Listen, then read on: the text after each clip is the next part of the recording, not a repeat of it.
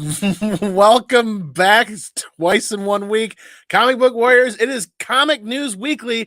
I'm one of your hosts, ComicManAndy, and welcome to the ComicManAndy Comic Cave and Comic Dojo. We've got a fantastic episode this week. I'm so pumped and I am so excited because we are going to talk Canto. Not only are we going to talk Canto, we're going to talk with the creative team of Canto. And you guys are going to get to speak with the host again tonight for Comic News Weekly. We're not going to wait long. We're going to jump right into this. There's a lot to cover. There's an exciting news article from Popverse that we're going to cover. And we're going to talk to the creators themselves. And without further ado, the man, the myth, the legend, the man beyond something, beyond comics, beyond the couch, beyond Wednesdays. It's Bryan McClay. What is up, brother? Chilling, brother. Excited for this one. Another great show. I'm pumped, man. I'm pumped. You know who else is pumped, man? It's Ryan of Rhynoverse. How are you, brother? Pump that jam. Pump it up. Pump it. Pump it. Pump it. It's going to live in my head for the whole show now. Show now. I didn't know I had skills to pay the bills with my beatboxing. I love you, man. Keeping it real, brother. Keeping it real. And I'm going to do my best. I'm going to do my best to not stumble over my words as I'm starstruck this evening for this stellar creative team that is David M. Booher and Drew Zucker of Canto. I never knew. He was such he's a fake. It's all smoke and mirrors. I want to start this by saying when I was 13 years old, I would go to the roller rink every Saturday, and we'd just go around and we'd have a good time until Ryan freaking Pump Up the Jam came on the speakers, and it was the freaking fast skate, and we all just hauled. Are we allowed to swear? Yeah, you do, you boo. We just hauled ass around in circles until the older kids who were like the workers, they would tap us on the shoulder if we were going too slow, and I'm like, dude, we've been at this for 5 minutes. Of course I'm going too slow. And now you have unburied that scars, those scars. I mean, just torn those scars right open. So great. I'm super excited to be on the show with you guys. New book. Back in my day at the roller rink. The Pump Up the Jam, man. That's just like that was the good stuff. It's funny because the nostalgia. I played some 2 Live Crew for my wife the other day. She's, I don't know who that is. I was like, hey, do you listen to this song? And I can't obviously say a lot of the lyrics, but when she heard it, she's like, oh yeah, 2 Live Crew, that is old. Ooh. The 90s were like 100 years ago, people. I know. I think I heard someone the other day say I was from the 19th century. I never really recognized that. I was watching an IG post by somebody they were talking about how in high schools nowadays they have like a day where everybody dresses like in the 90s. And, yeah, and they showed it, and I was like, I couldn't believe it that we're seeing this. I was like, oh my god, it couldn't be that much far from where they're at today. I mean, yeah. You would think so. When I saw them, I thought that. When I saw them when they were dressing like their 90s, I was like, "What? I can't tell any difference." Super baggy pants. Yeah. Yeah, like remember skids. Y'all had skids. Yeah, skids were legit. I used to wear the skids and do the tight roll where I could almost cut the circulation off to my feet. I'm gonna get home at the end of the day, my feet would be white. Yeah, and it's still not tight enough. If you still I know it's not tight enough. Yeah. You should have nubs by the end of the day. Weak. Weak. Come on, Andy. Is this like fulfilling all the dreams you had for this episode? It is. It's somewhere around there. With chit chat about the 90s and 90s music is like that's just make my heart thud. But it's making my heart thud even more, and it's not old and not from the 1900s. Is it this guy? The Canto and the news article that Popverse shared on, I believe it was the 18th, so just about 6 days ago. And gentlemen, it's kind of been a hot minute since there's been some news, right? Do you guys want to start with a little bit of the history of Canto before we get into the news article? No. That's fair. Not really. Not particularly. You want to Of stick with the course news they article? So if folks don't know, Canto started in 2019. It was a collaboration between me and Drew Zucker, the other guy you see in this this panel discussion. The genesis of it was 2017, I think, was when we first met. Drew, is that correct? That sounds about right. So around 2017, I reached out to Drew because I was doing a short and an anthology, and I liked what Drew was doing, but Drew's like, "Who are you? F off." And so, not to take no for an answer, Drew actually came back to me after he said, "Oh, I'm too busy. I'm too busy with the house," which was the previous book that he was doing. And he came back to me and he said, "Hey, what do you want to work on?" Like, I don't know. You tell me. And he had this concept for this little character that he sent into my inbox. And I'll tell you guys, it was close. It was close to this design. And within a millisecond of seeing this in my inbox, I was like, I don't know who this character is. I don't know what the story is, but we are telling it. Because I already saw right then, I was like, yeah, we're gonna have little figures, we're gonna have trading cards, we're gonna be Hollywood millionaires. Cut to 2023, we are definitely not Hollywood millionaires yet. But I saw so close. So close. So I saw such wonderful potential. So Drew is digging up something. What do you got? I don't know. I have 8 million binders worth of stuff, so give me a minute. Sure. We started talking. Distract. Of course. So we started talking, and his idea, his concept for it was kind of an all ages, skewing a little bit older story about that's set around Dante's Inferno, sort of telling that story. And I'm a big Wizard of Oz fan, and I kind of see him a little bit as a Tin Man. Yeah, couching and slouching. Come on, get in here. I'm just kidding.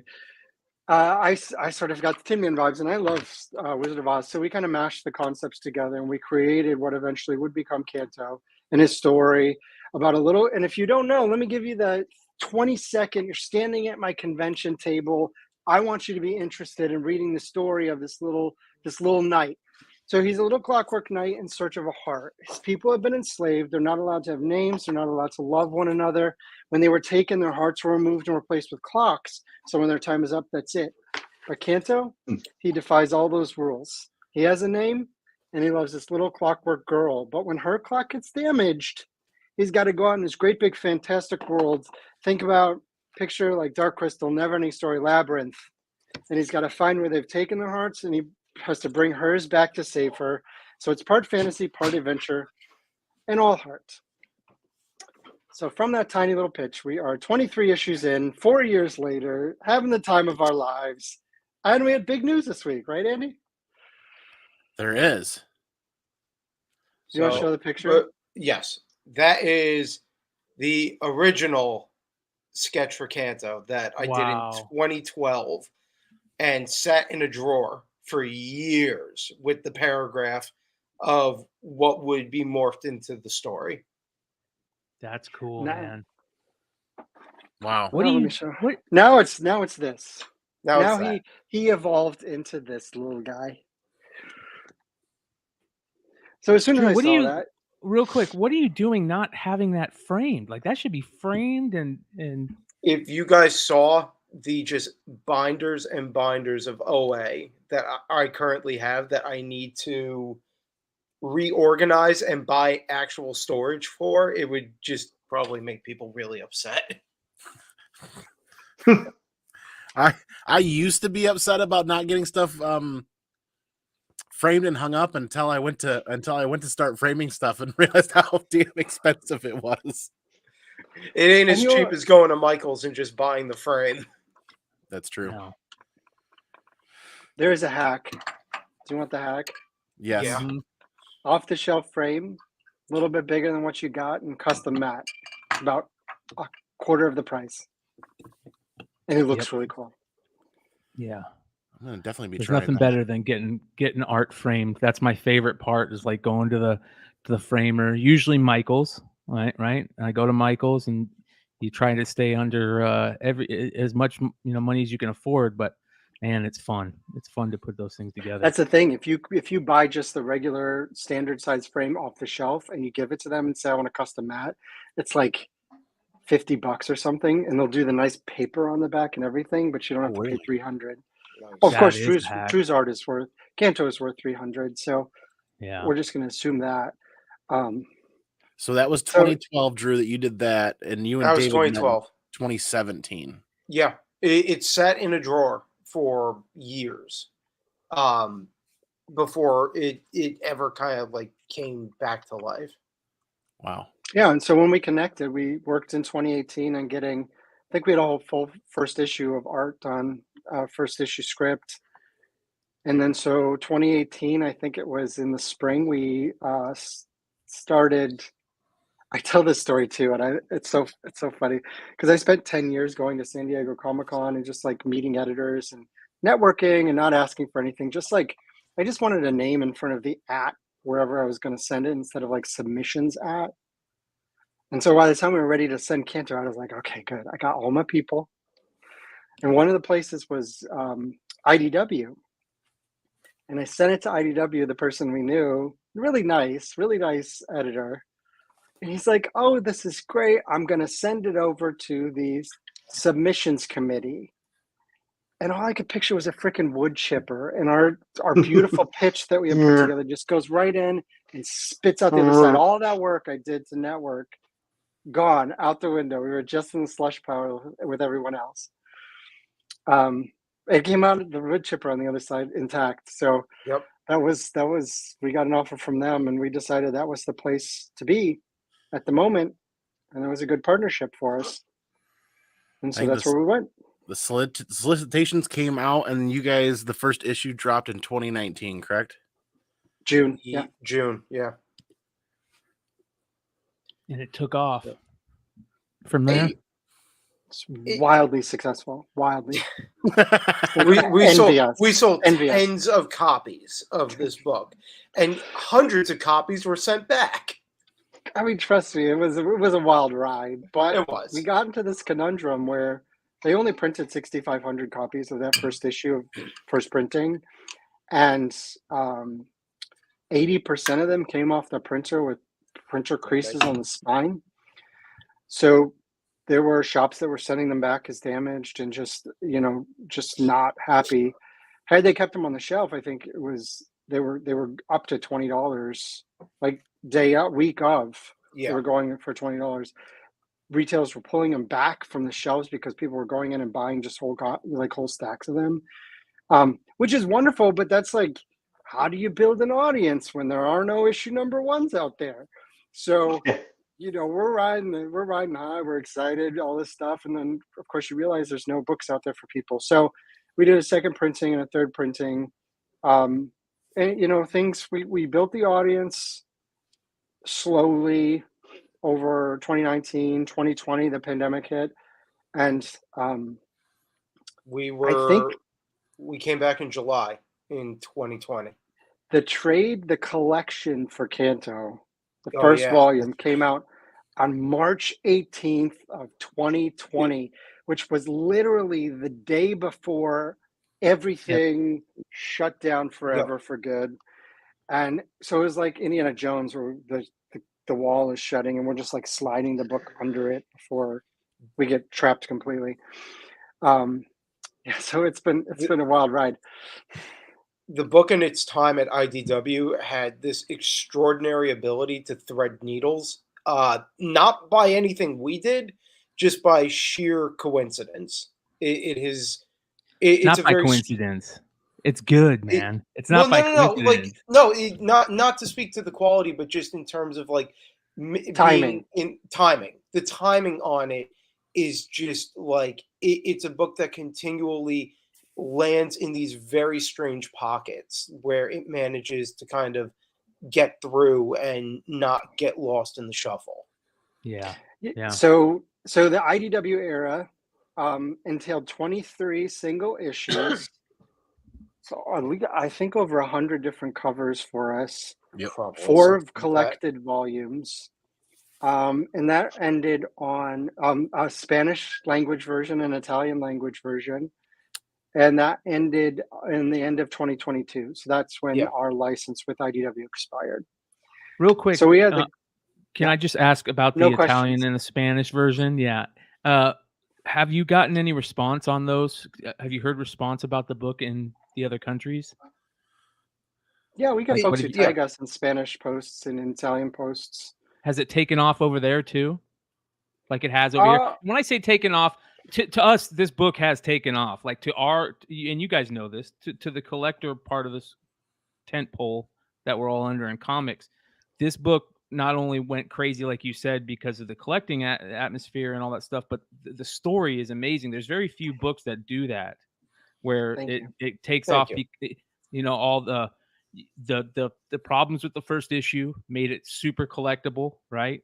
That really helped. And like you said, with the pandemic, it was the perfect book for that timing, like you said. What has the other countries, did that happen in the other countries too, where just people love the story and it got collected? I don't think it ever went to single issues in the other countries. It was only ever a book, and it was hardcover, and it was this publisher that had those territories. And they've come back to us since and have asked to do the future volumes. So the way foreign licenses work, they say, well, this is going to be the print run, this is going to be the license fee that we're going to pay you. So instead of like getting royalties, they just buy us out basically. Yeah. So we don't ever get like accounting or anything like that. So we don't know how many copies have sold. The best indicator for us is one, social media tags and that sort of thing. And then two, that the publisher comes back and says they want to do more. So they've wanted to do more. We've been kind of in a holding pattern because we had the opportunity for this license to be up at IDW. And so here we are. We got 23 issues. We've got soft covers. We desperately wanted hardcovers for 4 years. We've been begging for hardcovers. We want omnibus, and we want just reprints, and just like we want to be in book fairs. Yeah, we want to do 6x9 versions that can go into book fairs and all this stuff. And it just wasn't going to happen. So we started talking to some of our friends again, hoping not to get into the wood chipper. And guess where we ended up? That's what I heard. Just hear that sound. That's no, it wasn't quite like that. I had built a relationship with we both built a relationship with Spencer and Spencer Cushing and Connor Knudsen at Dark Horse. We were very fortunate that when we kind of quietly put it out there that, hey, this may be up, we did have a lot of interest in it from different sectors. So we did get to shop around, and, you know, ultimately where we've landed is, you know, a publisher that genuinely is a partner for us and has, you know, 100% put their money where their mouth is and just backed us every step of the way. And, you know, it's been great for us. And it's, as far as, you know, what's going to be coming for fans, they basically agreed to give us the main things we were asking for off the bat, which was hardcovers. And, you know, they see the value in this and in wanting to grow it into something even, you know, bigger than what it is. Yeah. Because we waltzed in, we're like, we want hardcovers, we want omnibus, we want to complete this saga, we want new issues, we want to keep going, we want it all. And they're like, well, yes. And then it's like, okay, which brings us to this news article from Popverse, which I'll tell everybody right now, it's tagged in the very top, it's pinned in the messages at the very top, and I implore everybody to go click on it, read it at your convenience when you guys have a little bit of time, because there are some very important tidbits in there that Drew and David are about to share with us here. Because I met you guys, I had the opportunity to interview you guys for Mainframe Comic-Con when SimpleMan's Comics couldn't make it, and that's how when I was first introduced to you guys. But I had been reading Canto before that and was introduced to Canto before that, and I've been in love ever since. So more news is us always too, gonna be, Andy. Us too. more news is always going to be good news. And you're right, we have been kind of in that lack of news for a hot minute while we kind of wait to hear a little bit more. And I don't want to spoil what David and Drew are going to be bringing up here in a little bit, but the hardcovers play it not just an availability factor, but one of the most important pieces I've read in here. I'm wondering if you guys picked up on this, because there's lots of important stuff in here. I'm just going to say it. Libraries, schools, children's areas, like that's the avenue of the hardcovers gets out, so that everybody that's collecting the book that loves it and reads it, and everybody that wants to buy hardcovers can, but then hardcovers are getting out into the libraries, out in the schools, out in the public access areas where this story can really be enjoyed and read by all. There since the beginning, there have been sort of durability issues with the soft covers. And so you can't put a soft cover graphic novel into a library or into a school and expect it to hold up. Even like the most robust printing quality, it's not gonna last.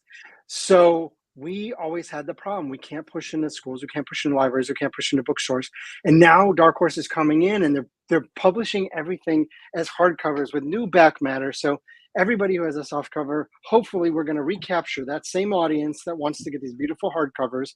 And you know, I probably shouldn't say this out loud, but probably won't surprise anybody to know that everything is getting a hardcover. So you're going to have the whole quote unquote Shrouded Man saga, which is what we're calling it. The first 5 volumes of Canto are going to be this beautiful hardcover run that you're going to be putting on your shelf. And all the covers are going to be kind of the same theme, the same feel to it. And, you know, kids can take it and they can kick it down the stairs and they can throw it at each other and they can just really enjoy this. And it's such a huge piece. Kids who get to read Canto seem to really enjoy it. So to get kids talking to each other about it is really going to be special. And that was the whole point of the book. It was probably one of the most frustrating issues we ran into, was that we saw the value in this as a true all ages book. And, you know, even my own shop, which was bought out by new ownership, I go to introduce myself to them, and they're like, well, we want to really push into you know, young adults and a kids section. I told them, oh, well, I do this book Canto. Never heard of it.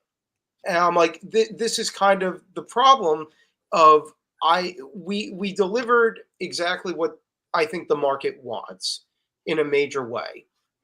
Whether or not the market was aware that it was always there was a bigger problem. Yeah. And now it feels like we have the opportunity to not necessarily get lost in the shuffle within the publisher, but instead be pushed forward from the publisher. Whether or not we can break through the generalized noise is a totally different story. But as far as the publisher and us doing everything we possibly can to push the book out there, that's the position that we find ourselves in now. I'm really excited because this hardcover news puts you guys in a position where you can bridge the gap from comics and books into what is a larger social media trend right now, and it's being kind of dubbed on TikTok as book talk. Collectible editions, artwork on the sides, you name it. My wife's really big into this, where these collectible books are sold out and the bots are going after them and people fight over the copies, and apparently there's conventions for this thing. And I'm like, oh, that's great, hon. You do comic book conventions with me, I'll go to your book thing. And she's like, it's $300 per person. And I'm like, what? Like it's even more pinkies out and hoity-toity than I've ever experienced in comics. But like there's this bigger trend of hardcovers, library editions, and things in social media that will really, I think, help bridge that social media gap for you guys. Yeah, and tipping in signature plates and remarks and things like that. Those are all things that we're going to get to offer right now. The volumes 1 and 2 are available for pre-order. The release dates are June and July of next year. So it's gonna line up great with San Diego Comic-Con. Hopefully we get an opportunity to do a exclusive hardcovers for those, and like, you know, big artist editions with the, you know, all the artwork and things in there. But we also haven't lost sight of the single issues, which also will be coming, because we have been since March, I think, making new Canto, like making new issues, telling new, finishing the story. Drew's been drawing his face off. He had to go get surgery on his shoulder because I made him draw so much. It's really awful. Literally, the day I came out overtime. The day I came out of the sling, I was like, "Let's go." I've been down for too long. If you don't mind me asking, how far out are you guys forward? I mean, like, are you guys 5 issues, 2 issues, 12 issues? Yes. Yes. No, we're about all that. I think we're about halfway through the last volume, A Place Like Home. It's going to be 6 issues, and we'll announce more. Drop just now? Place Like Home? I didn't know the title was announced. Oh yeah, we've been talking about it. Yeah, we've been. I think it's even it might be in the article, but it's called A Place Like Home. If you look at the whole saga, Volume 1 is If I Only Had a Heart, for first the Tin Man. Volume 2, The Hollow Men, which is a reference to scarecrows from a T.S. Eliot poem. Volume 3 is now going to be Tales of the Unnamed World, which is kind of our short stories that fit into the greater timeline. Volume 4 is Lionhearted, referring to the lion. And then Volume 5 is going to be A Place Like Home. Kind of refers to Dorothy. Yeah. So we barely have had this planned out for barely. But I will say we have had the ending of the Shrouded Man saga in lockdown since almost day one. Yeah, this is like, I think we expanded like 2 volumes beyond what we initially thought, but it was only because when we started out, we found that there was actually enough story to kind of grow it out past the numbering structure. But the book, as far as story, has remained pretty consistent from what we initially laid out as our roadmap. But what's your guys' creative process like? I mean, are you guys constantly on the phone and just talking with each other? And I mean, what's that? It's a lot of hanging up on each other. Yeah, it's a lot of yelling, punctuated by long stretches of complete silence. No, we talk every single day. We message back and forth. Drew sends me art. I tell him that I've not finished with a script, and he sends me more art, and I'm still not finished with a script. And then he tells me to redraw it. This time, do it better and with some style. Yes, with some panache. Yeah, we do. Relationships with artists it's a wide variety. Sometimes I'll send a script into the void and never see or hear anything until art's completely done on the one end. And then on the other end of the spectrum is Drew and me, who talk every single day. I'll see panels in process, pages in process, and sort of vary. And then, other projects fall along that continuum. So I'm very happy to say that we work very, very closely together on this. That's cool. I think it shows through, honestly. Yeah. It feels like a very collaborative project to me. Oh, yeah, for sure. And even story-wise, I'm probably a little more involved at my insistence, that I understand where the story's going, early on, and even how it changes, how it develops, because I'll push back on things with him the same way he'll push back on certain things in the art. It is the co-creator title does not necessarily apply to us with stay in your lane. That's cool. What has been an idea that? Well, I know not by your choice. What's been an idea that either one of y'all have come up with that the other one was like, where in the world did you come up with that? We have gone. I remember specifically. Can I do spoilers? I don't care. I don't know. Is it like a spoiler? Or is it just like? So yeah, it is, because you and I remember we settled early on that Canto's beloved dies and she doesn't come back. Oh my God, you can't say this. Well, spoiler. I said it. No, you can't. No, we have gone back and forth on that, and yes, we will not reveal what we have decided. Well, it's like let me stop you now on your spoiler. I'm just shutting you down here. right now, Drew, because that's something that we will definitely not be spoiling before the end. No, just within the context of Volume 1, there was debate about how Volume 1 should end.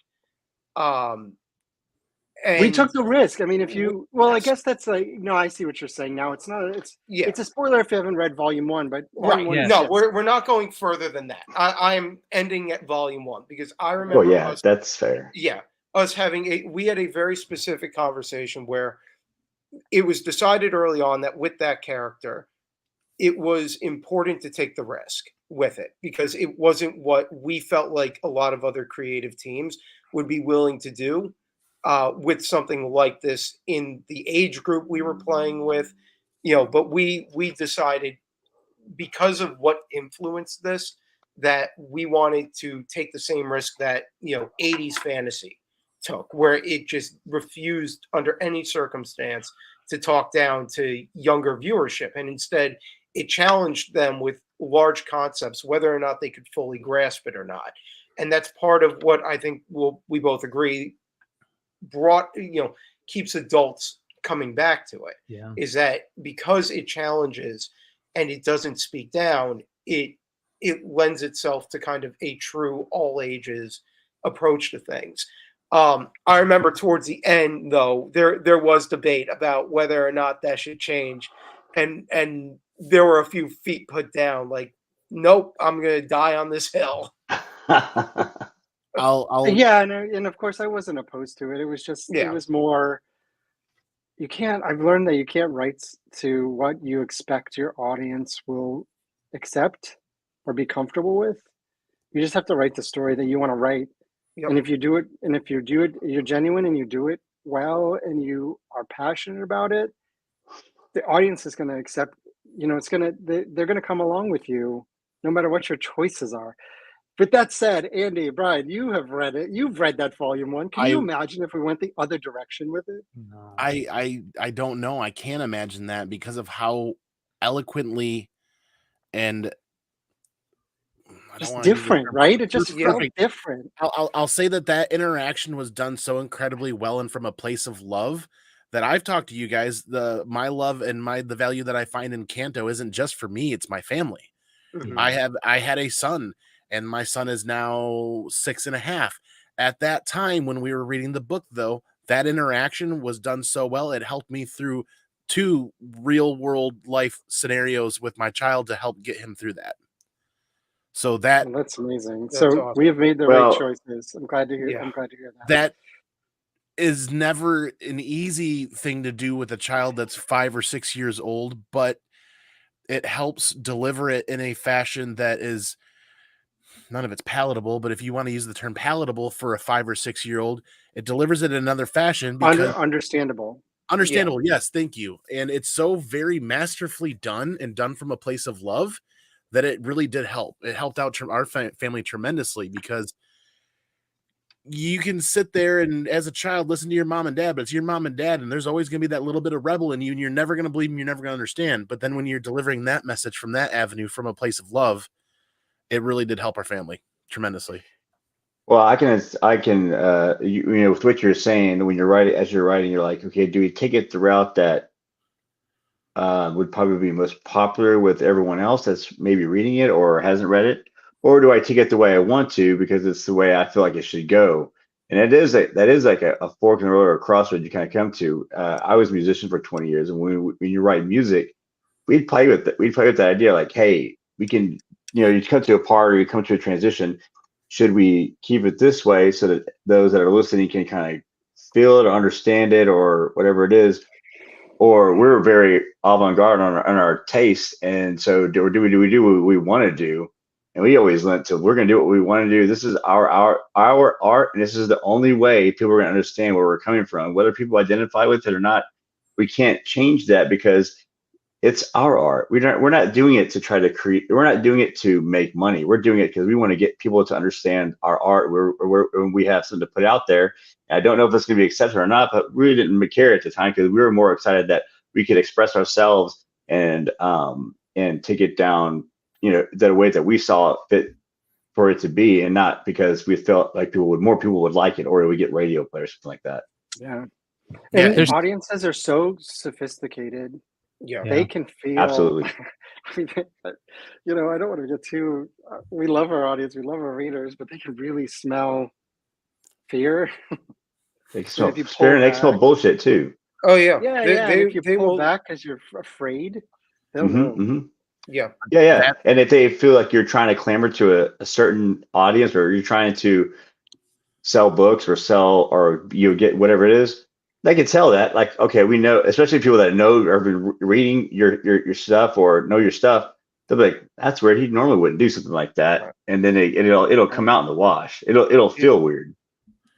One of my biggest gripes with kind of media as a whole is when it's made entirely by committee in a way that you feel the vision, and you can feel that committee with everybody putting their fingers in the pie and it going in 12 different directions, but it's actively going nowhere, and it drives me crazy. And if I can suss it out, then so can everyone else. Yeah. You guys talked about how that moment was such an important moment, and you had to go with it, and this and that, or the end of Volume 1. One of the things that you also talked about is how you guys based it on those early 80s fantasy stuff, and you mentioned a movie that we all know and love that has a moment in it that if we've seen it, I know. Can I say what movie is? Yes. And what the moment is? Yes. It's definitely Artax and Atreyu in the Swamps of Sadness, the Neverending Story. If you ever run into him at a con, I wear my lanyard at cons, and I have a pin that's Artax and Atreyu with a chain across them as he's trying to pull Artax out of the Swamps of Sadness, and people are like, "What's that? What's that?" Yeah. This happens at least 13 times a day at cons with him. It's good. Right. You're exactly right. It's like that loss happens, and kids process it, and that's it. And can you imagine? We would not be talking about that moment if Atreyu was able to pull Artax out of that swamp. Nobody would have cared at all. Nobody would have cared. And now we have pins. And 35 years later, we have pins. And when we talk about it, we get teary-eyed, even though we know the outcome. Yeah. It's connected to an emotion, yeah. A storyline like that, and a storyline like Canto, and those areas and avenues of Canto, or storylines, it's the difference between loss and feeling loss, and loss and being truly heartbroken. Yeah. And that's, you guys, this is again why you guys are one of the top 5 powerhouse creative teams in comic books, in my opinion, forever will be you guys and your colorist, because how eloquently everything fits together in that motion. And that's like the only scene of original art I was not able to get my hands on was that page. What's that? That page, the page we kind of spoiled, that we were kind of dancing around, that we kind of have unspoiled / basically the end of Volume 1. That, the scene I'm talking about. Both of you guys know the scene I'm talking about. That page, the bottom there. Can I leave the camera for a minute? Yeah. Okay, you guys talk amongst yourselves. All right. It's just a screw that David Booher guy. This guy is slacking, man. Because of scenes like that, it drove inspiration after I spoke with you guys after Mainframe Comic Con in 2020, and it pumped me up and put me in a position to do the first time I'd ever done this was pick up actual original art. And this is the only double page spread in Canto Volume 1, if I remember correctly. And this, anybody that owns the trade paperback, when they open it up, this is the first scene they see. This is beautiful. The first time I ever purchased original art was Drew, and that's that scene, and then the other scene we were talking about are the two that will forever live in my heart. and the two Andy, that I forever. Can I show? Can I show it? You Make don't. the screen You don't. big. You have it. You ready? Ready? The 2 pages I asked for from Drew. No. Wait. Are you sitting down? Oh, You have cool. it. that is just amazing. I cool. wondered why I never saw him on his site. Well, it makes sense, but I mean, I think it's going to get worse for you because I think I gifted them to him. Oh, He those are asked beautiful. if I wanted any, and I did. Those are the 2 pages because I'm where you are, Andy. That's like that is the emotional core of this story. That sequence. So Yeah, you can that's see how they're cool. beautifully framed, right? Yeah, both of you guys get those things Great framed. framing. I know. I will. yeah. Well, we've it's been 41 minutes already. Do you guys? We'd like to spend a little bit of time on the future. You guys have alluded to wanting to do more, and Dark Horse being a part of that and wanting to do more.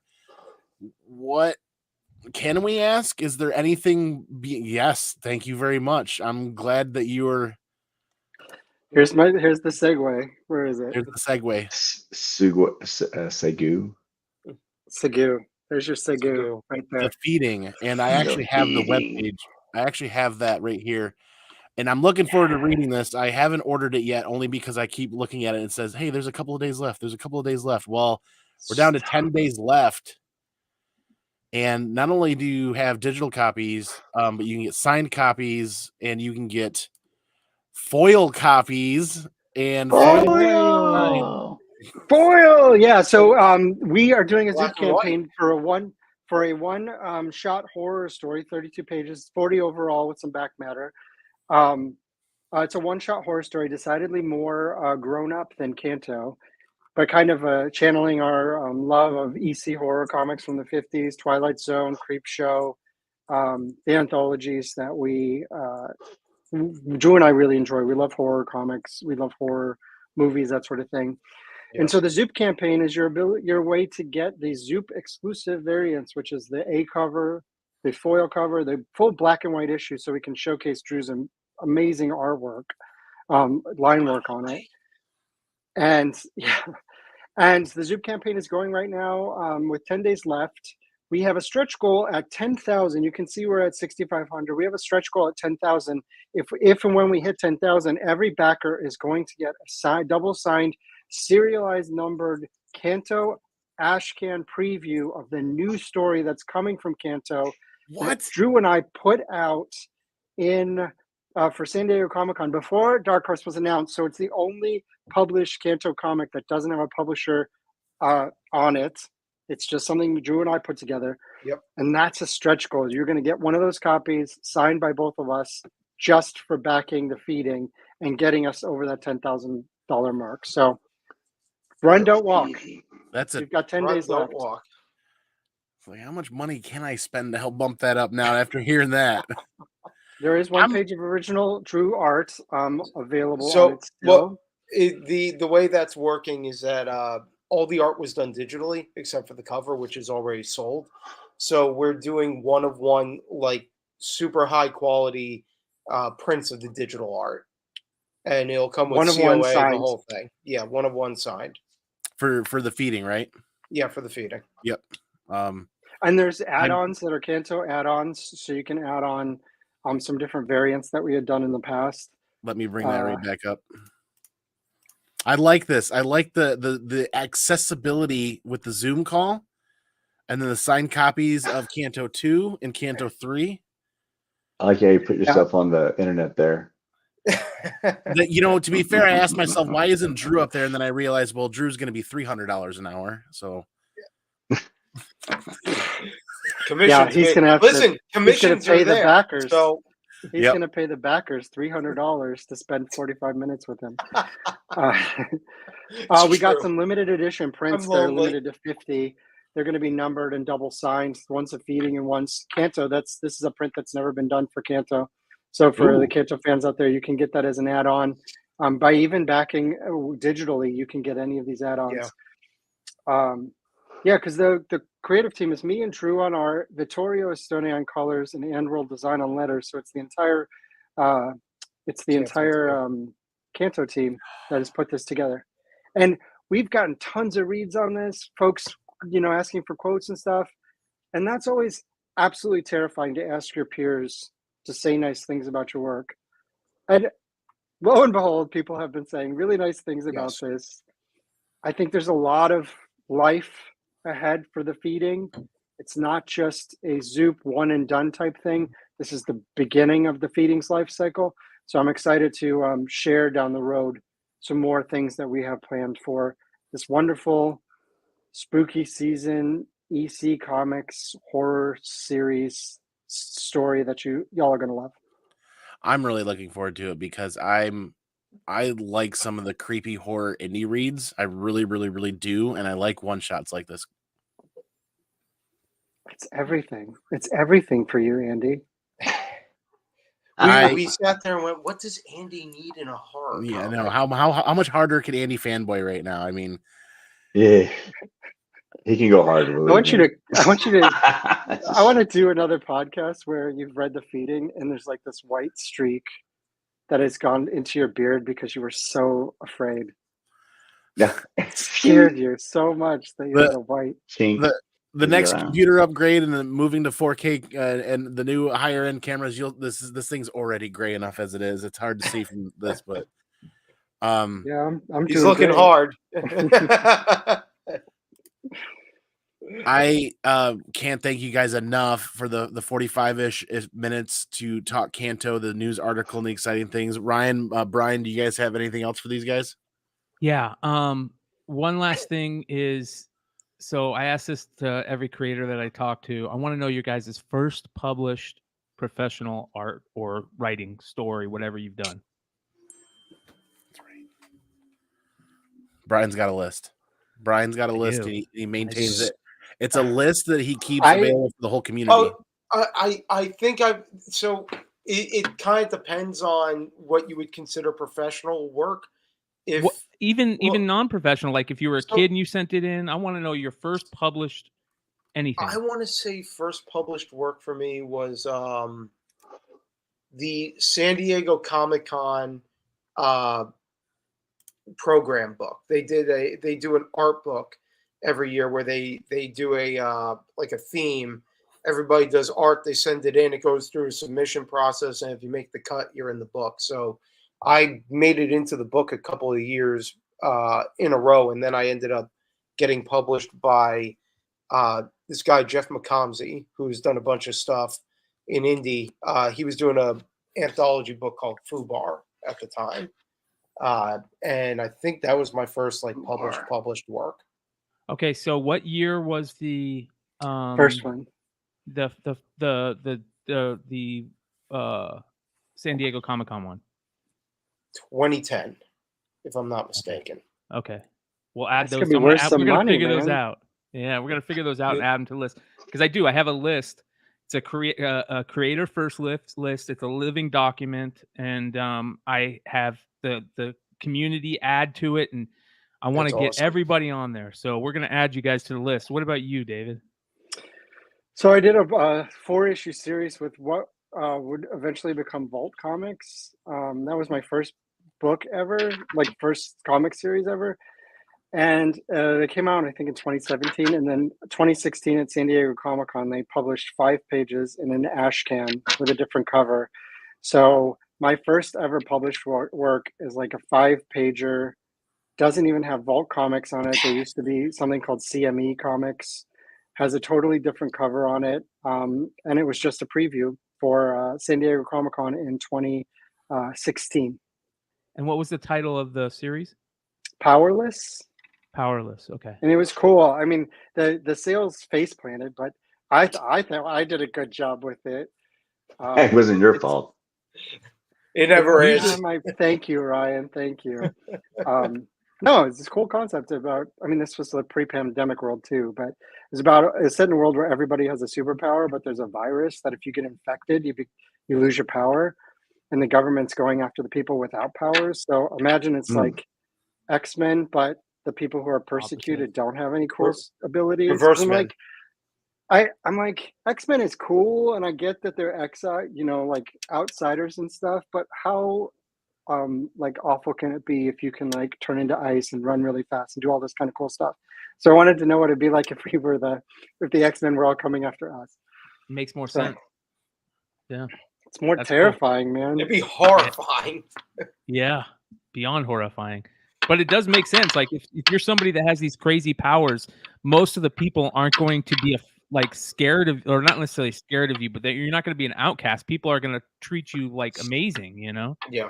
So yeah, that's awesome. Well, we're adding those to the list as we speak. So so make the list. Dave, when you're writing, do you do it in like silence? This is like it's so close to home. I'm such an 80s kid. So most of the time, if I'm working on a licensed book like Dungeons and Dragons Saturday Morning Adventures, which are based on the cartoon, I get this great joy where I put the cartoon on it, on the TV in front of me, and then I'm writing the characters. Like I'm listening to the characters talk, and then I'm getting to write their dialogue. So that's fun.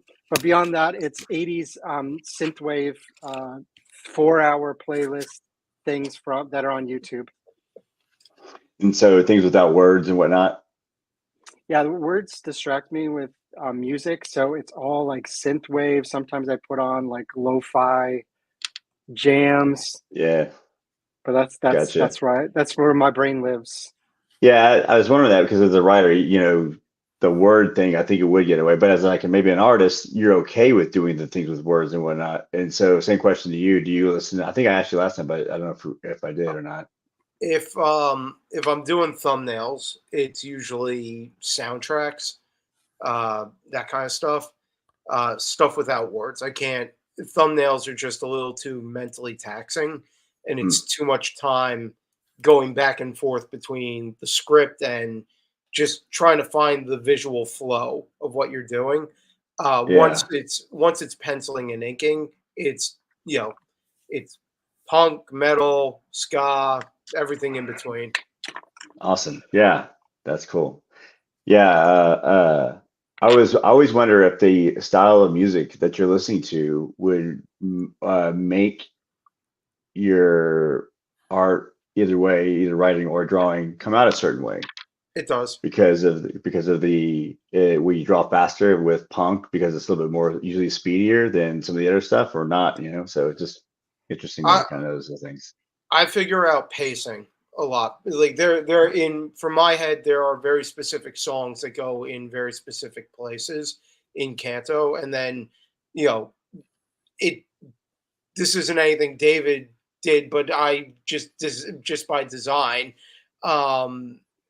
Canto is just one giant Iron Maiden music video. Yeah, no, that's awesome. When I read books, that's all it is. When I read stuff, I will think of music that would go with the parts that I'm reading. Like it'll pop music in certain songs, and I might say, like, man, this would be cool if this was if it was in motion, and then this song was behind it in motion. So I do that when I'm writing like screenplays. Mm-hmm. I have a whole playlist of music that I'm like, oh, this scene, this is the song that hits, or this is the song I would put behind this. And so I definitely have Spotify playlists for each movie project that I'm working on. You know who Mike Patton is? Mm-hmm. I think so. He was a vocalist, most well known for a band called Faith No More. But he does. He also does scores for movies. Like Behind the Pines, he did the score for that, and then he also does. He did some of if you've seen that movie I Am Legend, they had like the monsters in it. He did all the sounds for all the monsters and whatnot. Oh, okay. So so it's cool because he does the scores and he really likes doing the scores a bunch, and so that's interesting according to like what you were saying up there. So cool, thanks, man. You're right, Ryan. I kid you not, because that scene that we were talking about earlier for that pivotal scene in volume 1, there's a song that plays in my head whenever I read that portion of the book, and it's Typos Negative 1993 October Rust, Love You to Death. And yeah, and you know what I'm talking about. It's very symphony like and melody. Can you DM that to me? I will. I would like to. I'll message it. Listen. I'll message it to you. after the show tonight, and I'd like you to kind of right now. Right now. Right now. It is right Live. now. He demands things immediately. That's fair. You're starting to get a full picture of this. That's fair. This monster. Oh yeah. I get so distracted, but you Two-headed guys are. monster. I am a terrible host that I did not mention. The Zoop campaign is fully accredited down in the comments or down in the description below in the video. Easy clickable links will take you right to the Zoop campaign. It takes 30 seconds to set up an account, and it takes $8 for a digital copy minimum to check out the feeding to start, and then you can add on all the cool stuff like I'm adding on, because if you're a collector like me, you want more. You always want more of something you love. I'm not even sure you need an account with Zoop. I think you can just kind of back it as a guest. I'll figure that out. Yeah. I think maybe you should have an account, and then you can follow all of the future hijinks that Drew and I you should get up to. Which is one of the most important things we talk about. It is the ease of it, though. But honestly, Zoop is the nice thing about Zoop is that it kind of takes the comic element from Kickstarter and really just is a comic focused section, which is great. You know, there are a lot of really great projects that pop up on there. So it's essentially a Kickstarter for comic creators. Yes. Is what you're saying. But more like it's set up more like a pre-order campaign. So yeah, we've already set our goals. So at this point, it's folks just jumping on board to make sure that they reserve their copy of these Zoop variants that will be going into the vault and never to be printed again. So that's our collector. If we go anywhere else with it, it won't have these covers. Once the campaign's over. Logo. Yeah. That's once the campaign's over, covers are gone. Yep. I'm gonna hop on that right after the show here. After Drew gets that, or I'm sorry, David and Booher gets that link for that song. But you guys are more than welcome to stay. We'd love to have you guys because it's new comic book tomorrow, right, McClay? It is. I messed that Sagoo right up. I am going to let you guys have the time of your lives. Thanks a lot. You. Really appreciate Thank you so much. Thank you, guys. guys. All right, guys. Thank you. Love you guys. Great. Appreciate it. Right. Later. Good stuff, man. Psych, you have to stay. We're just getting the other guy off. We're tired of seeing him. wait for it.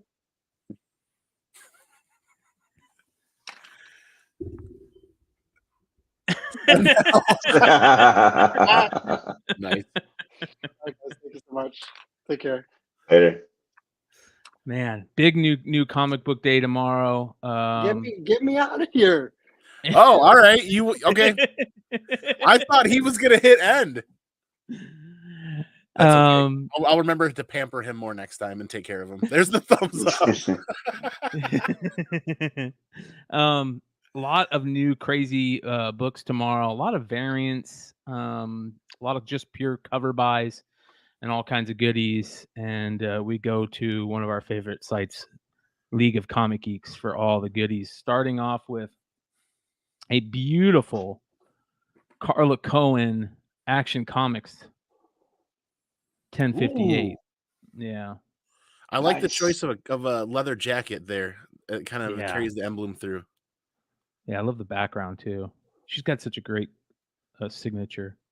So that's really good. There is a Del Auto cardstock Spotlight cardstock variant.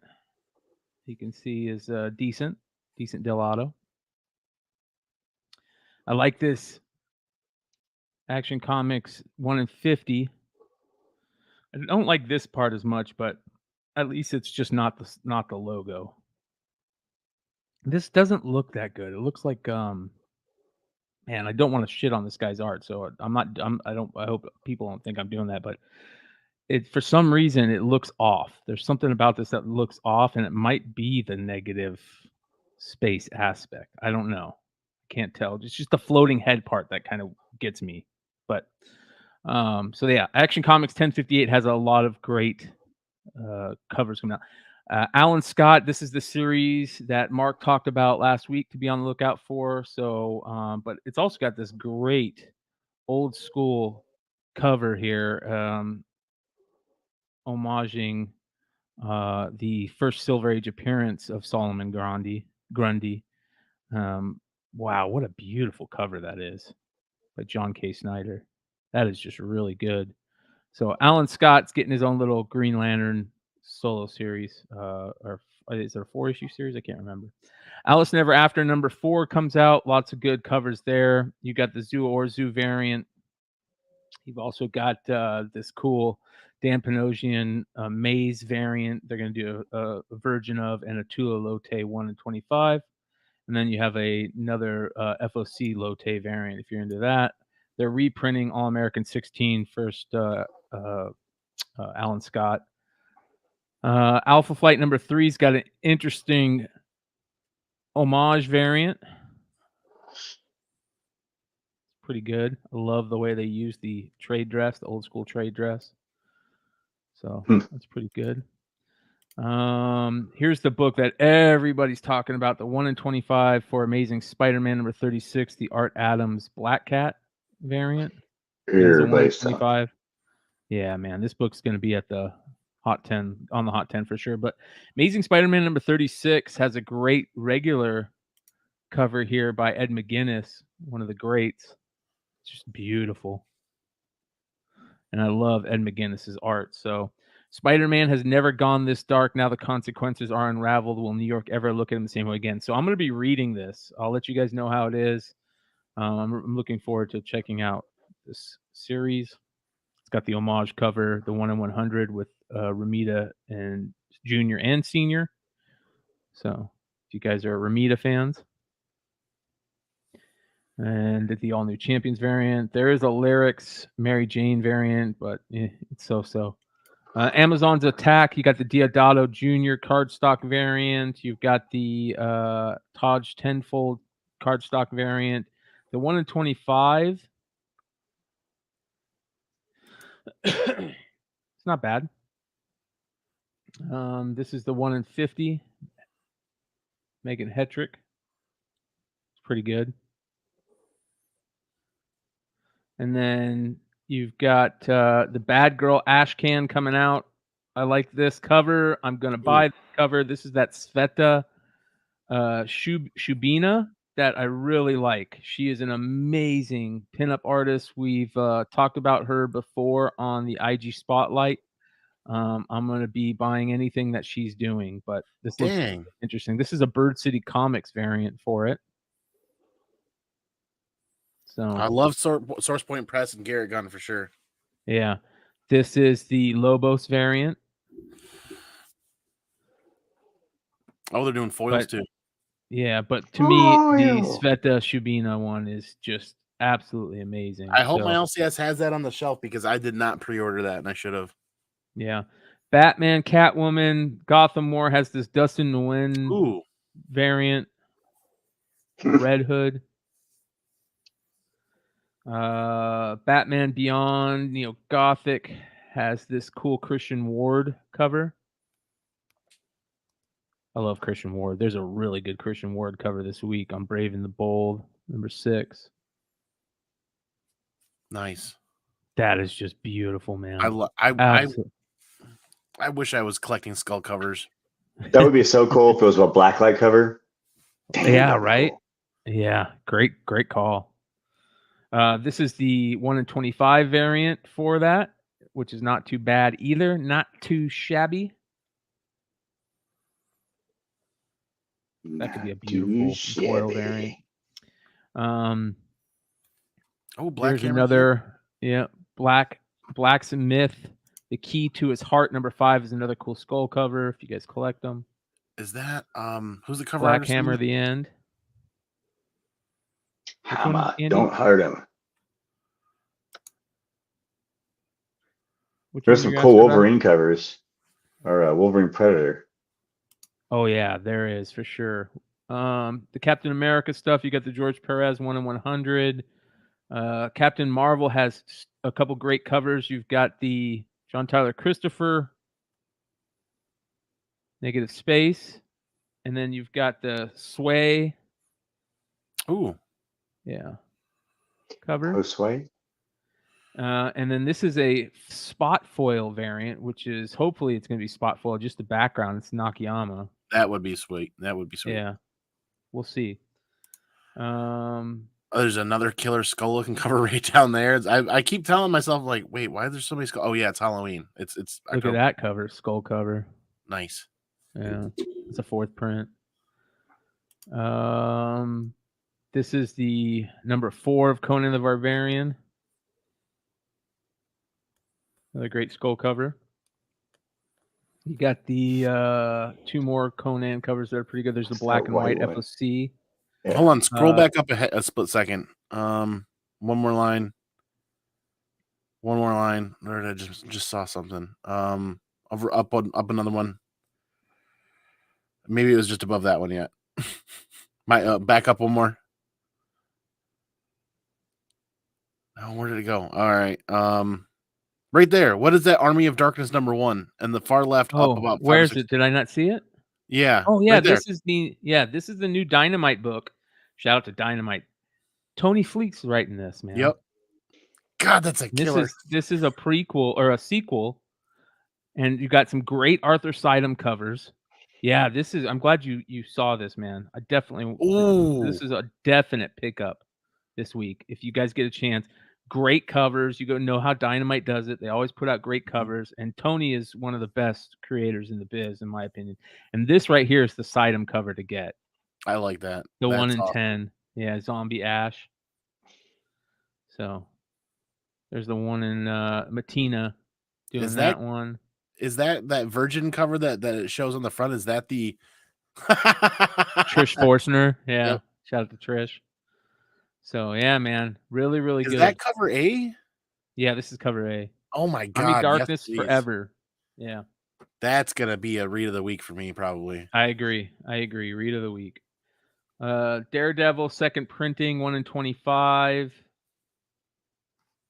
I'm tired of these, but they always show up on the lists.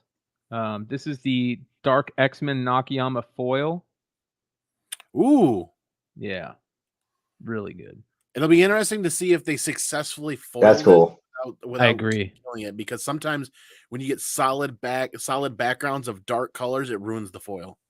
See, in my opinion, if you were going to do foil to this, it should just be the fire. Spot foil, the hair and the fire, maybe. For sure. The hair and the fire, or just her, maybe the background matte and just her as foil. I would just do the fire. Fire. I don't know why they would do the whole thing like that. It doesn't make sense. Yeah. Yeah. They did that with a couple of Superman covers that kind of ruined it for me. Here's the Scotty Young. Yeah. So that's pretty good. But check out this. This is the Panosian variant. Look how good this is, dude. Just absolutely amazing.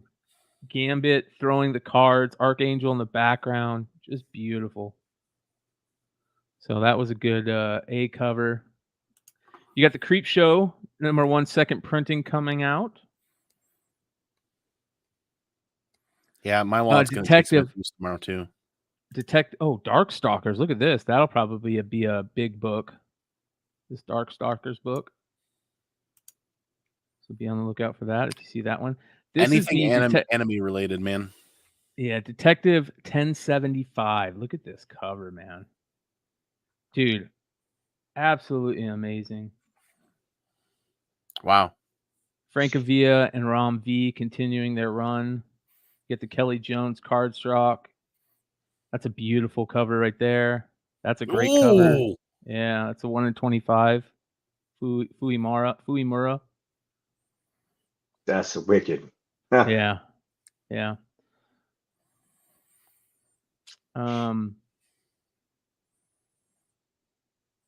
Jump down. Here we go. Get the Hades stuff coming out of Dynamite. More Dynamite with Draculina. They've always got Dynamite's got great covers. Edenwood. Draculina. This is a great cover right here for Edenwood. This is cover C, the Melina variant. Yeah, I like that. And you've got the Expanse, Firepower. Oh, the Flash. The Flash is the this is the Dark Run where it's who's writing it? Simon Spurrier, and I know Diodato's doing the art. So this is supposed to be horror, like a horror version of the Flash. So the 2nd issue, this is the Diodato. He's doing the interiors. The Great Diodato. That looks crazy. Bjorn Barons. Yeah. Go back to that one. The Diodato. Yeah, that looks wild. Yeah. His face is all mashed. Yeah. It's a character called the Stillness. So, new character, but this is the Diodato. I mean, the Delato variant for it, and it is awesome. So they're doing a lot of cool artist spotlight Delato books. But yeah, that run is supposed to be really good. So that's another read book this week. Here's the Garbage Pail Kids book. A lot of people don't know about this. This is the classic trading card metal premium. It's freaking awesome. Yeah. So, but it's pretty cool if you're a Garbage Pail Kids fan. Mm-hmm. Yeah, and the new series of cards, Series 5 and Series 6, those have been phenomenally fun. Gargoyles, number 10, that's a cool cover. There's a really good Green Arrow cover this week. Right here. This is absolutely beautiful. This is the cover B. Just amazing. Wow. Yeah. Have you been reading anything from Distillery? They look like Gone #1 is out tomorrow. Yeah, and it looks very interesting. I actually want to get one of the guys from Distillery on, Chip, hopefully soon on the one of our industry shows.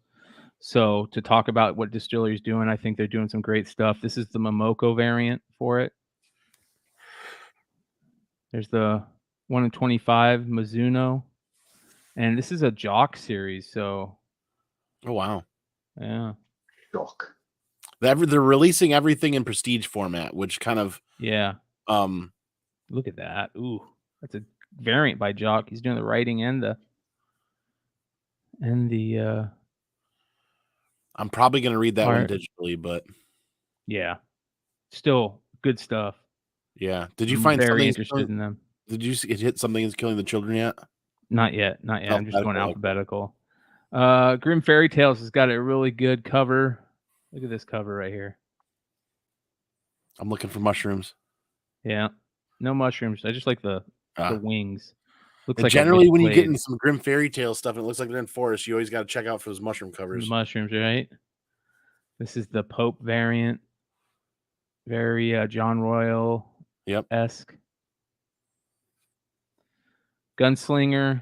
Hallows Eve, the big night, #1. This is the regular cover. I love Hallows Eve, or this character, Hallows Eve.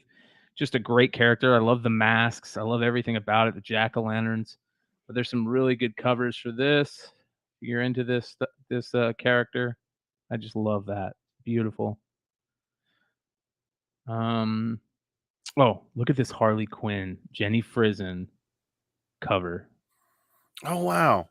Yeah, it's like an old school pulp. And then there's an even better one. Look at this Delato cover for Harley Quinn. That's awesome. Holy cow, is that good? Imagine the amount of work that they just do in stockpile sometimes. Yeah. Oh, yeah.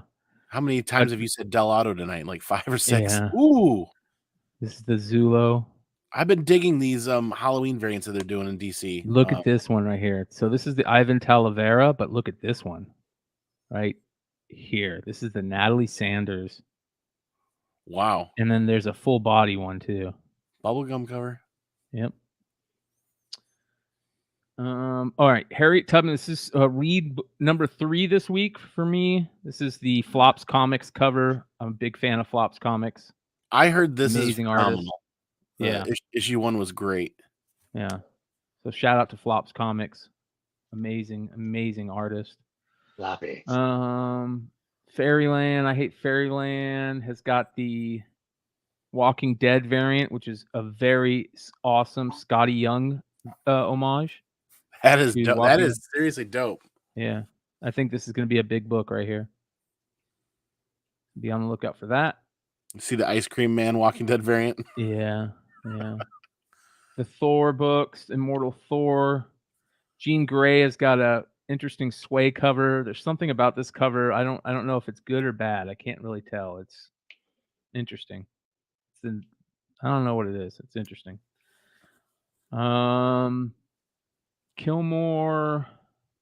Number 2, La Muerta Onslaught number 1. That looks interesting. Shout out to Coffin Comics. Lady Death, Iron Man homage. This More Hollow the Shoemaker looks interesting. I might have to check that out. Yeah. Yep. That looks interesting. Marvel Unleashed.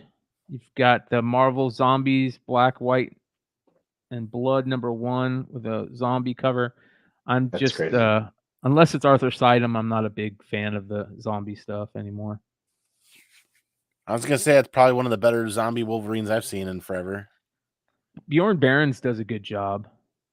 Nice. Yeah. He's the one that's doing all these Mighty Morphin Power Ranger zombies.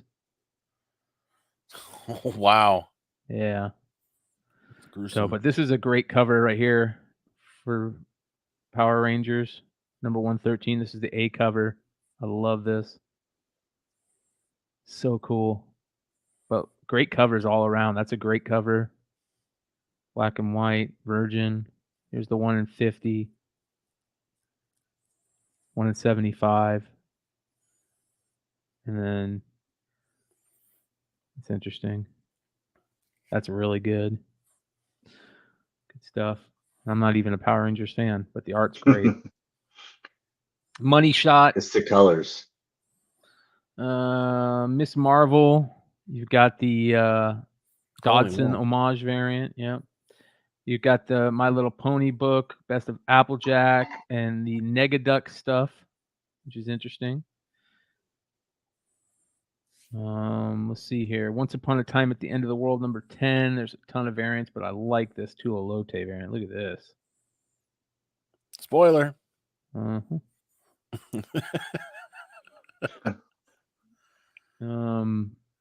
Let's see here. What else do we got? Penguin number 3. You've got this Delato. So they're doing a Delato spotlight. So for those of you guys that don't know, that's why you're hearing Delato so much. Here's the 1 in 25, which is kind of interesting. Huh. Yeah. Let's see here. You've got Plot Holes, Power Girl. This is there's some great covers on Power Girl, dude. That's beautiful. This one right here is gorgeous.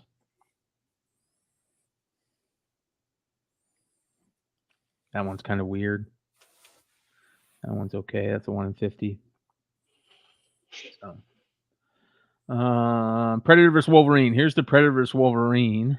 And this is, like Ryan said, this has got some great covers. I really like that one. Ooh. Yeah, that's a cool one. 1 in 100 by Gary Frank. This one's really good. The 1 in 25. I like this because he's in his Weapon X, and that would be a great.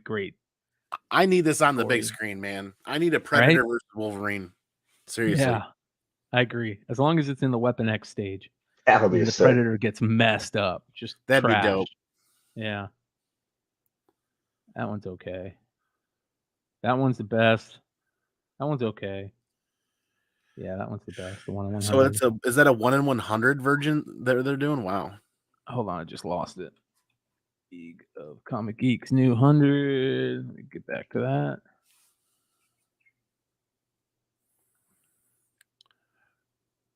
All right. We were at the end. Wolverine. All right, here we go. And then we've got, man, there's a lot of books out this week. Yeah. Where are we at? October is seriously my favorite month when it comes to comic book reading because you've got Halloween. It's really the big uptick in comic books after summer is over with. You got the, it's like Metallica, right? Mm-hmm. Ride the Lightning. Yeah. I bought a car and it had a Metallica Ride the Lightning CD stuck in the CD player, and that's all I could listen to for like a month. Could be worse. Yeah, it could be worse. It could have been the album after it. Yeah. Pure Evil looks interesting. Radiant Black. Rare Flavors number 2. This is a book that a lot of people are enjoying so far. Kind of weird storyline. Philip Andrade. You got the Albuquerque variant. You got the RK variant, and an Unlockable by Andrade. So X3. Red Sonja's got some great. This is the Perillo limited version. Got the Friday the 13th variant for that. Rick and Morty. Ooh, what is this? Let's check this out. Of course, they do a small one. Yeah, I hate when they do that. Mm-hmm. All right, let's see here. The Schlub. Sickness number 3, cover B, the Nixie variant. If anybody's reading The Sickness, it's been good so far. Something's Killing the Children number 34. Here's a variant. It's a decent one right there. I like that. There's the 1 in 25, black and white. There's the 1 in 50 by Raza. Oh, I want to see that in person. Yeah. Which, in fact, I don't think it's not on my pull list. So maybe they didn't order enough this time. I know they were trimming back. There's the Gist. Ooh, that looks crazy. That's cool. Spot variant. So unlockable, foil, Lobos. That's not good. Yeah, I'm not a fan of that. Yeah. Yeah, pass. That's not a good Lobos. That one's interesting. Souza Micah. Ooh. Is that Souza ratio? It's a Golden Apple Comics exclusive. Yeah. All right. Something is Killing the Children. Spawn. You've got a cool Kale New Spawn cover. Look at this. I love this black and white spot color. Ooh. Yeah. Really good. Star Trek books. What is this?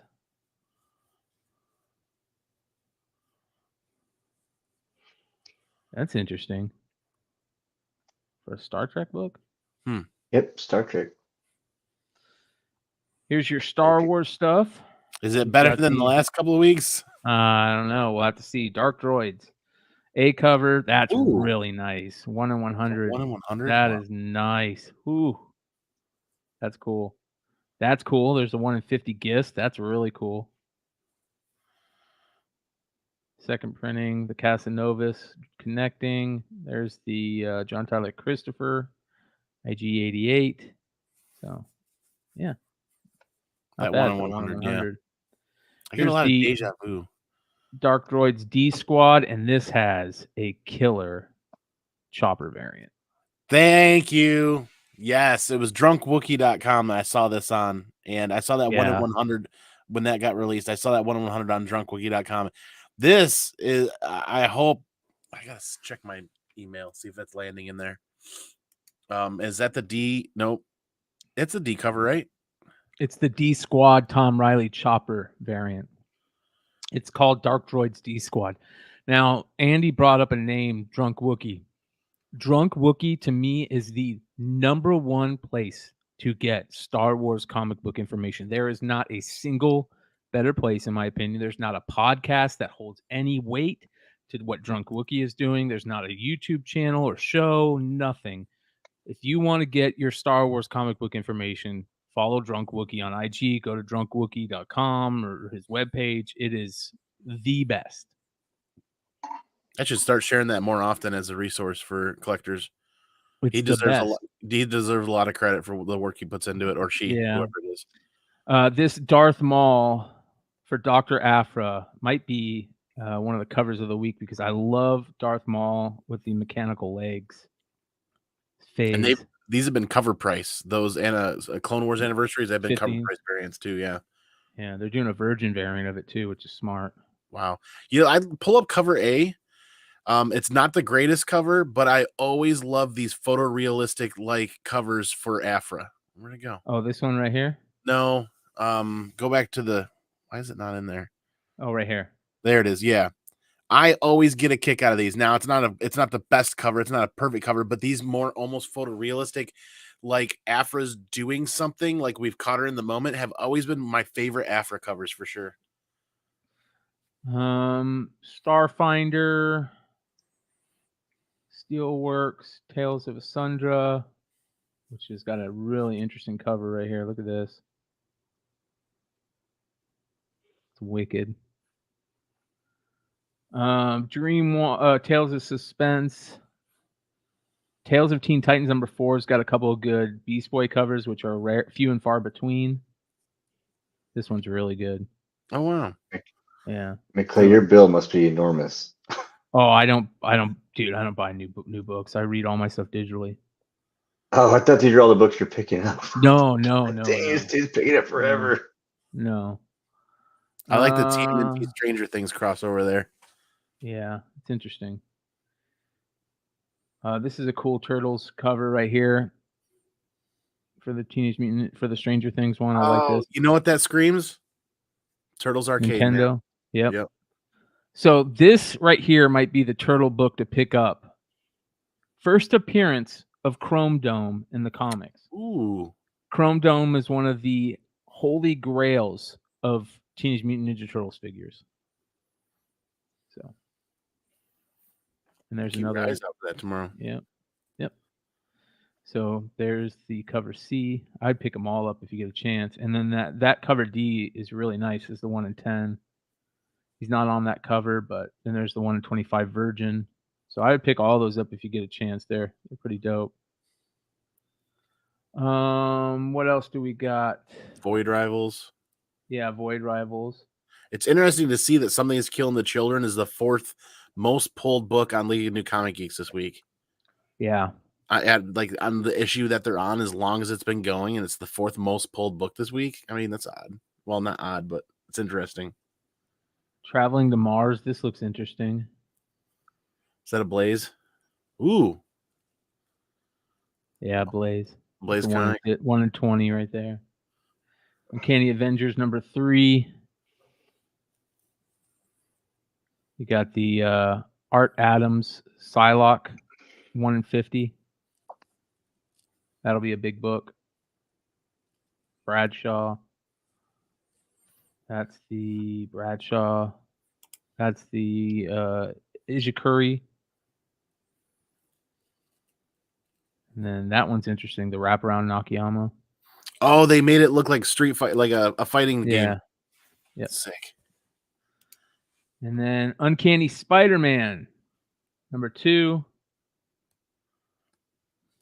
Got the design variant 1 in 10. And then the Rose Bash 1 in 100. Everybody will be talking about, I imagine.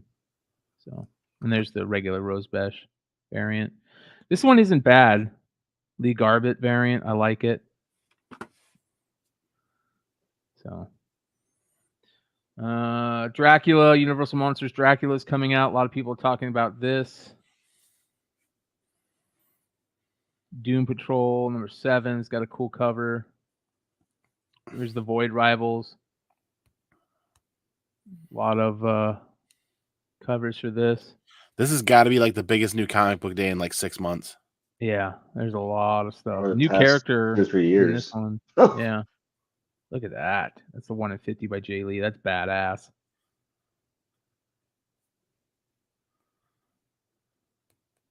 So this is supposed to be a big book. When Derek and Soyla's return to Sacred Ring doesn't go as planned, a new danger enters their lives. So you're supposed to get a new first appearance in this. It's supposed to be a big deal, as far as I remember. World Tree, second printing in #5. They keep putting out second printing of #4. They keep on putting out those multiple printings on that thing. What's the furthest place from here? Has a cool Walking Dead variant. Oh, nice. Yeah. Wild Pigs, Porky's Inbred Gut Sacks. What the heck? This is a Cerberus Aardvark Vanheim book. You got the 1 in 25 second printing, black and white variant. The Capullo. They're gonna just ruin these covers to death. Wonder Woman #1. You've got some second printing cover right there. Yeah. I got to bounce, guys. Get my time is cut off. Here's the best cover. Might be probably the best cover of the week. So. Oh wow, that's cool. Yeah. Have a good night, Ryan, man. Hey, all right, brother. one more thing, just what FYI, or for my one more thing was I'm going to see Dying Fetus on Thursday, and Nice. Dying Fetus, Acacia, the Acacia strain, and God dang it, why did I just slip the last band I want to see? Oh, Despised Icon, they're pretty badass. So I'll give you a report on if I come back without blasted face, but. Y'all have a good one. Thanks a lot. See y'all next week. Later, right, man. Brother. Later. This is Wonderland Annual Out of Time #1. And as you can see, it is an amazing mushroom cover. I just noticed she was sitting on mushrooms. Yeah. This is a Raven Gregory comic. Raven Gregory is a local creator here in Arizona, and it's got a beautiful Jeff Spokes cover. Here's the variant. I think this is a must buy. It's probably going to have a small print run. It's a Zenoscope book. So I like Raven Gregory too. Raven Gregory was the artist on a book that I loved called The Gift, which was Tyler Kirkham's very first comic book. Okay. Yeah. The Wrong Earth, We Could Be Heroes #1's got a X-Men, a giant size X-Men homage variant. If you collect those things, I used to collect those. You got the X-Men 129 Zerdy. They're reprinting 129, first appearance of Emma and Kitty Pryde, but it's got a Zerdy variant if you're into that. Is this that's terrible? Is that a store exclusive or is that a? It doesn't say. It just says facsimile edition Zerdy variant. So it doesn't strike me as something they do very often, where they do variant or artist variant covers of facsimiles. Yeah. Is that just becoming a thing they're doing now? Yep. More and more? Just like the 1 in 25 black and white second print things. It's the second print 1 in 25 black and whites. It's just ways to get more money out of people, which is a bummer. So that is a bummer. That is one hell of a new comic book day, man. Yeah. That's that took almost 40 minutes to get through. Yeah, dude, it's a lot. There was a lot. So big day. Very, very big day. Thanks, man. I'm looking forward to doing some great reading. But you know what that's going to leave us with? One more thing.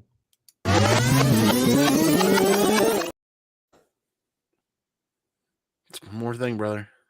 You guys come hang out with me tomorrow night. We have the Wednesday night show on Beyond Wednesdays, and that's our main collectible show where we like to talk about all things collectible, comics, toys, cards, video games, whatever you're collecting is cool. We try to get information on, and it's also where we have our world famous collectible marketplace segment. So if you guys want to see some cool collectibles from your nostalgia years, come hang out with us. If you're into G.I. Joes, Transformers, Star Wars, music memorabilia, cool posters and just cool stuff from being a kid. Dude, that's awesome, man. Being a kid. Hell yeah. My one more thing tonight, after a crazy successful weekend for Comics Curing Cancer, they raised over $51,000 and hit the goal on day one and just kept pushing hard. Is to do a nice post for those guys to say thank you for everything that they've put into and what they've done. And then no new comic book day tomorrow. We've been asked to be a part of Guess That Key on Sector 2815's channel. That's really fun, where you pick out a key out of your collection and then you got to do like the old 20 questions to guess it. And it's more fun than you would think. So I'd highly not anticipate, but I would suggest making sure that you catch that tomorrow night over on Paul's channel. We're going to share that link later on tomorrow when we get closer to the show. That's going to be a ton of fun. And I got a crash, brother. That's one hell of a new comic book day coming up. And my brain's already spinning thinking about how many books I'm going to be picking up. Yeah, I hear you, dude. I hear you. So good stuff. and more Canto coming in the horizon. I'm really looking forward to that. But you guys know how we're going to do this, right? We're going to peace out. We're going to pickies out. I'm going to catch you on the flip side for the next one. Remember, the most important part all day, every day, each and every week is stay original and take care of each other. We'll catch you guys on the next one. Peace. Double up, double up, double up. The money I color.